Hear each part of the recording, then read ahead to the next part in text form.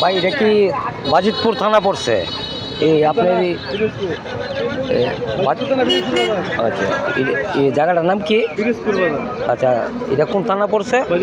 বাজিতপুর। এই আপনার সবজি কি আপনার হাতের সবজি?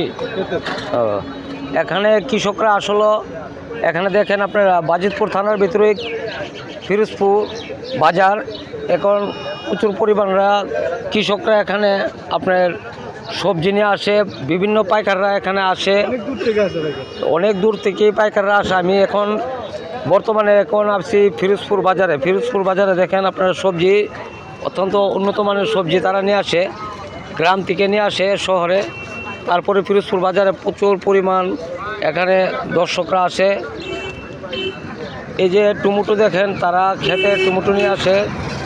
এই যে দেখেন বিভিন্ন বাজারে এখানে আসে, বিক্রি হয়, তারপরে কৃষকরা এখানে নিয়ে আসে।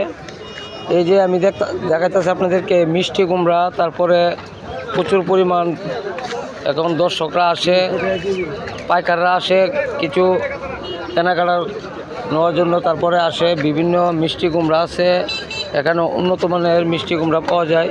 তারপরে দেখেন এই বাজারের ভিতরে পাইকাররা সব এখান থেকে নিয়ে গ্রামে নিয়ে বিক্রি করে। এই যে দেখেন আমি আপনাদেরকে দেখাচ্ছি, এটা ফিরোজপুর বাজার। ফিরোজপুর বাজারের যে দৃশ্যগুলি, এই যে দেখেন মিষ্টি কুমড়া, তারপরে এলো বড় বড় তরমুজ। বিভিন্ন পাইকাররা এখানে আসে, সব জাতের পাইকাররাই আসে এখানে।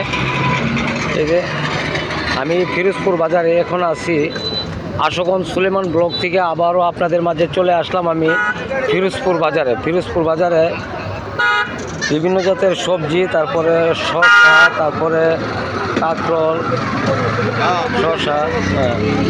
ভাই এটা কি আপনার ক্ষেতের শসা? আচ্ছা, এটা কোন জায়গায় পড়ছে ভাই? ফিরোজপুর কোন থানা পড়ছে? বাজিতপুর থানা। এই যে দেখেন প্রচুর পরিমাণ দর্শকরা এখানে কৃষকরা নিয়ে আসে, তারপরে